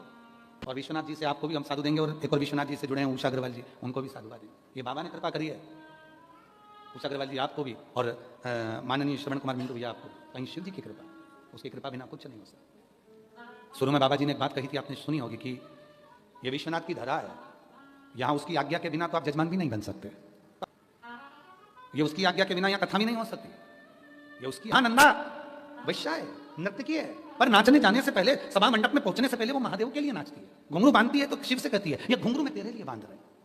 सत्संग ने मेरी बात चला, सतगुरु ने मेरी कीनी रे सगाई, और भोले को बुला के मेरी डोली सजवा दो, शिव शंकर को बुला के मेरी डोली उठवा दो, मुझे भोले बाबा की दुल्हन। जितने आस्था चैनल पर कथा सुन रहे हैं, जितने फेसबुक के ऊपर कथा श्रवण कर रहे हैं, जितने सोशल मीडिया पर कथा सुन रहे हैं, सावन के महीने में बाबा की इस एकादशी के दिन से जो कथा प्रारंभ हुई है, 7 दिन की कथा में एक एक दिन तुम्हारा विश्वनाथ जी से फेरा हो रहा है, भावर हो रही है, और पक्का है 7 दिन के बाद में आप विश्वनाथ के, और विश्वनाथ आया, बुलाया मेरे बाबा ने, अरे ओ सियोर वाला चल आ, फेरे डलवा। अभी 7 दिन के फेरे हैं। आपको मालूम है रुक्मणी जी का सबसे पहला विवाह, सबसे पहला विवाह में रुक्मणी जी के 3 विवाह हुए थे। रुक्मणी जी के कितने विवाह हुए? भगवान कृष्ण के साथ 3 विवाह रुक्मणी के हुए। पहला विवाह रुक्मणी का, पत्र लिखा, 7 श्लोक लिखे, हर श्लोक से रुक्मणी जी ने भगवान कृष्ण के साथ दिल का, बुद्धि का फेरा लगा दिया। पहला विवाह रुक्मणी का, मन से भावर ले ली, मैं तुम्हारी, तुम मेरी। दूसरा विवाह रुक्मणी जी का भगवान कृष्ण के साथ, जब भगवान रुक्मणी का हरण करके लेकर गए, इसको राक्षसी विवाह कहते हैं। आज भी हमारे मध्य प्रदेश में यह विवाह होता है, फागुन के महीने में फगुरिया का उत्सव होता है, जिसमें यह विवाह आज भी होता है। भगवान रुक्मणी को लेकर चले गए। और चौथा, तीसरा विवाह रुक्मणी जी का, रुक्मणी का तीसरा विवाह जब द्वारकापुरी में पहुंची, तब रुक्मणी जी ने मंगल विवाह किया। तो आज आपका जो विवाह होने जा रहा है, जितने बाबा की इस विश्वनाथ जी की पवित्र कथा को जितने सुन रहे हैं आस्था चैनल पर, फेसबुक यूट्यूब पर, और जितने पंडाल में बैठकर सुन रहे हो, आज से तुम्हारा विवाह चालू हो गया, हल्दी लग गई, मंडप लग गया, सब कुछ लग गया, गुरु भी आ गया, फेरा डलना प्रारंभ हो गया। आज से गुरु को बुला के मेरे फेरे डलवा दो। 7 दिन के 7 फेरे हैं, एक एक फेरा कंप्लीट होता चले जाएगा, विवाह होता चले जाएगा, तुम उस विश्वनाथ जी के होगे, विश्वनाथ तुम्हारा होगा। अब जब जिसके साथ फेरे लगाओगे तो तुम्हारी जिंदगी के सारे दुख, सारे कष्ट, पत्नी फेरे लगाती है पति के साथ, तो पत्नी का पूरा भार उसके पति पर होता है, पति पर लेकर जा रहा है, तुम दहेज दिया, तुम्हें संभालना, तुम है पति, तुम पति हो। हम शिव जी को पशुपति कहते हैं। सारा भार उसका, विवाह होते से ही तुम्हारा सारा भार उसका हो जाएगा। इसलिए शिव महापुराण की कथा सुनने वाले का सारा भार शंकर जी का हो जाता है, क्योंकि 7 दिन में भावरी हो जाती है, फेरे हो जाते हैं। भामर हो जाते। और कई लोग कहते हैं गुरु जी आपने ऐसा कहा, और जहां 5 दिन की कथा होती है वहां 7 भामर का क्या होगा? 2 रह जाती है तो विश्वनाथ में हो जाती है। अगर रे भी गई है तो 2 यहां होगा। हृदय से, प्रेम से, ये आत्मा से परमात्मा का मिलन है महाराज। आत्मा से परमात्मा। लोग कहते हैं हम मंदिर में गए और दर्शन नहीं करने दिया, धक्का मार दिया, धक्का मार दिया। कई जगह पर आए दिन लोग सोशल मीडिया पर डालते रहते हैं, इतने सारे लोग देवघर जा रहे हैं, कावड़ का जल चढ़ा रहे हैं, लोग उन्हें धक्का मार दे रहे हैं, लोग विश्वनाथ आ रहे हैं, दर्शन कर रहे हैं, लोग धक्का मार दे रहे हैं, लोग अवंतिकापुर जा रहे हैं, उज्जैनी दर्शन कर रहे हैं, धक्का मार दे रहे हैं। अरे भैया, धन्यवाद देना विश्वनाथ जी को, धन्यवाद देना अवंतिकानाथ को, धन्यवाद देना देवघर वाले को, धन्यवाद देना सीहोर कुबेरेश्वर बाबा को कि धक्का भी लगा तो तुम्हारे दरवाजे से लगा। और ये धक्का अगर एक बार लग जाता है तो फिर कहीं खड्डे में गिरते नहीं हो। धक्का लगा, अरे तुम्हारी गाड़ी खड्डे में पड़ गई, तुम्हारी गाड़ी कीचड़ में फंस गई, तुम्हारी गाड़ी कहीं खड्डे में उलझ गई, 4 व्हीलर गाड़ी, 2 व्हीलर गाड़ी खड्डे में फंस गई, अब उसको कैसे निकालोगे? निकाल ले। धक्का मत लगाना। कसम है तेरे को, कसम तेरी पड़ोसन की, अगर तुम धक्का लगाए, धक्का मत लगा। गाड़ी कीचड़ में फंस गई, गाड़ी खड्डे में फंस गई, धक्का मत लगा। तेरी पड़ोसन की कसम है तेरे को, मत लगा धक्का। निकाल के बता, चल अब तो धीरे से कह दे, ए निकल जा। निकलेगी, तुम उंगली लगाकर धीरे से निकालोगी, निकलेगी। गांव के लोग आकर कहेंगे जम के धक्का लगाओ, निकल जाएगी। बस विश्वनाथ जी भी यही कहते हैं, मेरे पास आओ, एक बार धक्का लगाऊंगा, कीचड़ से बाहर, खड्डे से बाहर, दुख से बाहर, तकलीफों से बाहर। लगाओ धक्का, हार हार, लगाया धक्का जम के। हमारे सतुआ बाबा जी बहुत अच्छी तरह से बोलते हैं, नमः पार्वती।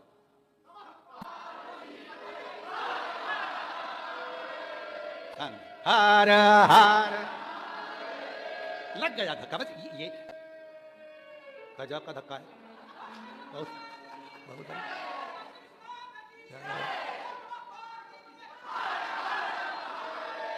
अरे तो तुम सबको देख के तो ऐसा लग रहा है जैसे धक्के के साथ में गाड़ी को टोचन भी किया जाता है।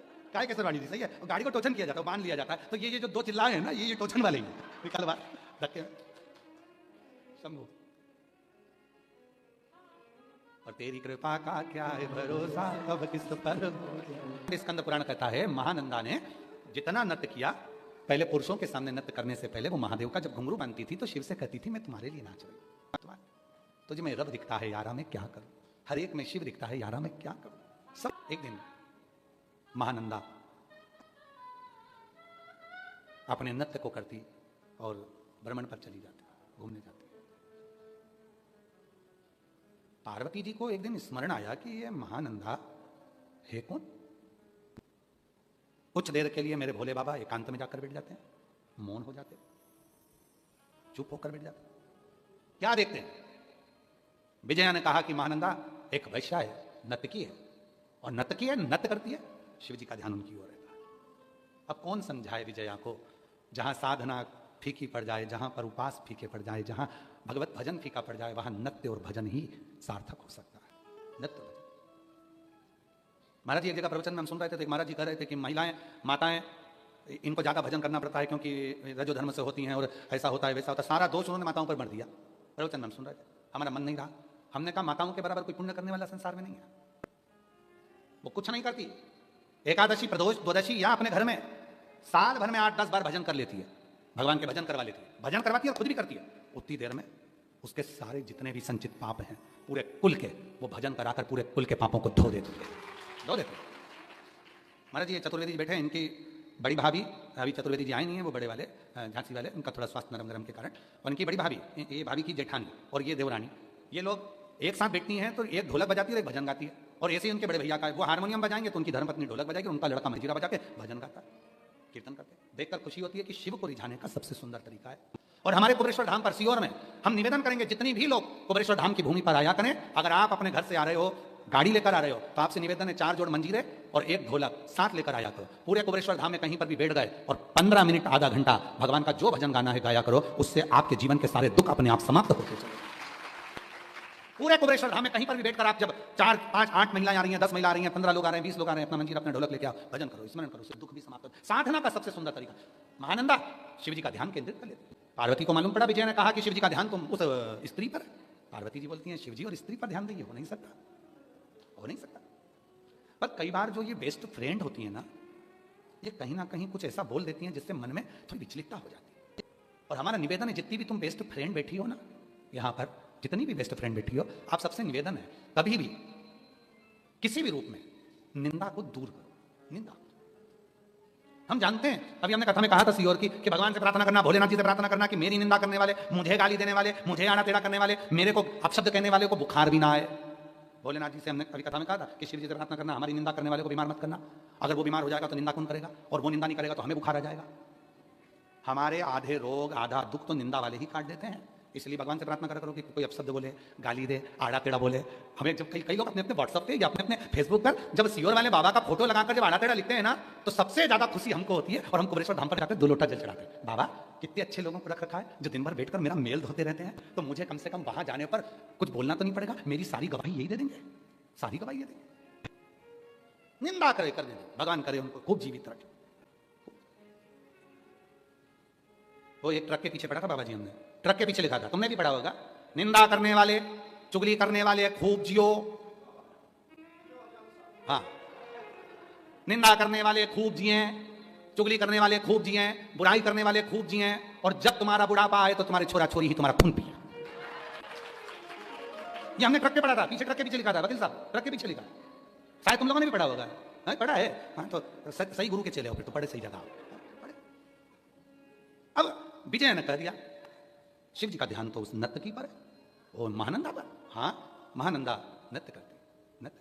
आज भोले बाबा से उस महानंदा ने कहा, बाबा इतने दिन से मैं नृत्य कर रही हूं, पुरुषों को रिझाया, पर तू कभी नहीं आया।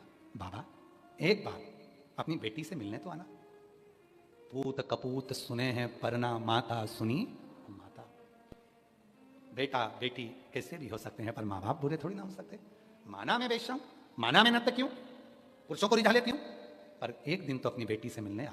आज मेरा बाबा भोलेनाथ, अवंतिका नाथ, सुंदर रूप रखकर, सेठ बनकर बाबा चल दिए।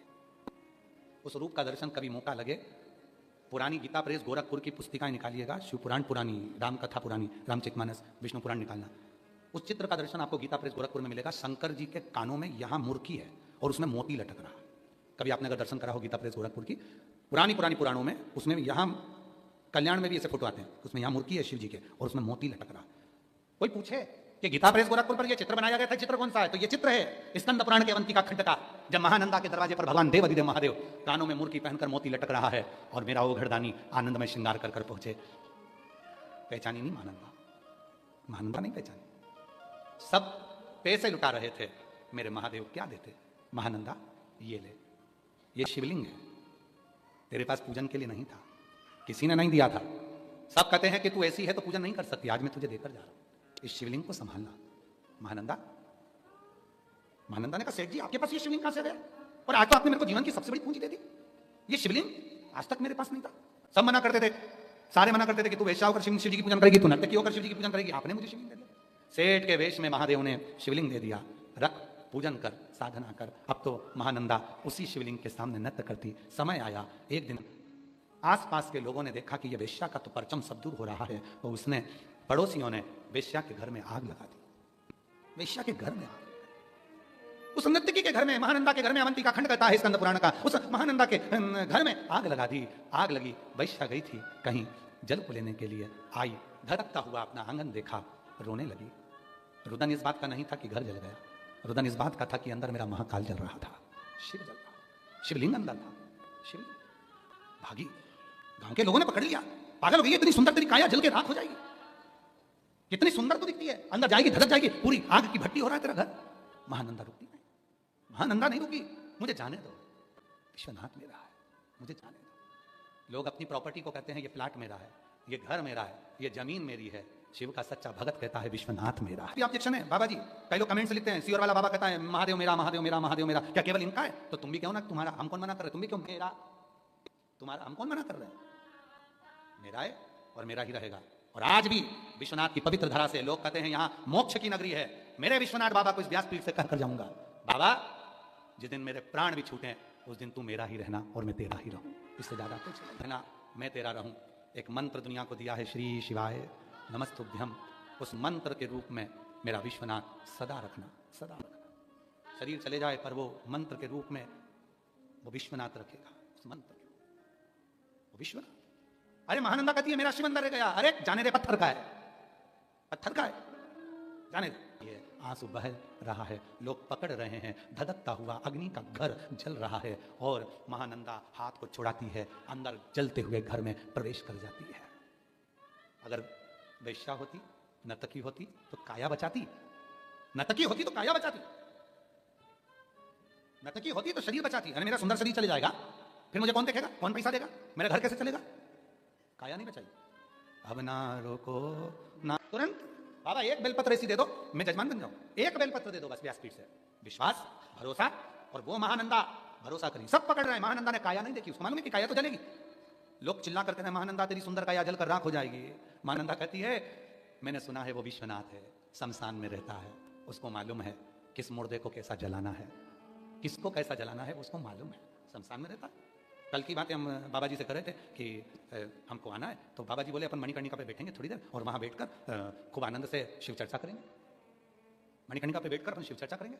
इतनी खुशी हुई कि जैसे मेरा महादेव खुद कह रहा है, आ मणिकर्णिका पर बैठकर मेरी ही चर्चा कर, मेरा ही भजन, मेरा ही भजन, मेरी चर्चा। काया नहीं देखी है महानंदा ने, अगर काया देखती तो रुक जाती, शरीर देखती तो रुक जाती, स्वरूप देखती तो रुक जाती। गई महानंदा, पहुंची अंदर, शिवलिंग को उठाया, अपने आंचल से ढक लिया, पल्लू से। धधकती हुई ज्वाला ने महानंदा को अंदर ही जला दिया, अंदर ही। पूरा शरीर का खाल मांस भट्टी की तरह तब गया, जल गया, सब महानंदा पूरी जल गई, भस्म। महानंदा का एक पल्लू जिस पर उसने शिवलिंग को छुपाया था वो भी जल गया। जला तो जला, महानंदा का वो पल्लू का भस्म शिव पर पड़ गया। पड़ते से ही उस धधकती हुई ज्वाला में मेरा महाकाल प्रकट हो गया। धधकती हुई ज्वाला में मेरा महाकाल प्रकट हो गया। महानंदा, नंदा राख का ढेर, राख का ढेर।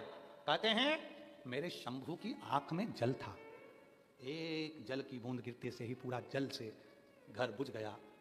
शिवरुदन कर रहे थे, पार्वती जी वहीं आ गई। किसके लिए रो रहे हो? शिव जी कहते हैं अपने भक्त के लिए। ये वेश्या जो पुरुषों को रिझा रही थी, वो पुरुषों को रिझा रही थी, ये उसका कर्म होगा। पर दिल में तो भोलेनाथ था, शिव था, शंकर था। दिल में तो बाबा विश्वनाथ थे। बाबा ने अपने अश्रु जल से उठा दिया महानंदा को। महानंदा फिर जीवित होकर बोली, बाबा बड़ी कृपा करिए, पर अब मुझे शरीर नहीं रखना क्योंकि आपका दर्शन हो गया।